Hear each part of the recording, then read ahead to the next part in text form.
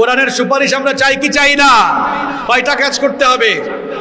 1 number কোরআন বিশুদ্ধ করে শিখতে হবে। 2 নাম্বার বেশি বেশি কোরআন তেলাওয়াত এবং কোরআন তেলাওয়াত শুনতে হবে। 3 নাম্বার কোরআন অপরকে শেখাতেই হবে। নাম্বার 4, 4 নাম্বার এই কোরআনকে যথাসাধ্য যতটুকু পারেন হিফজ করতে হবে। কি করতে হবে?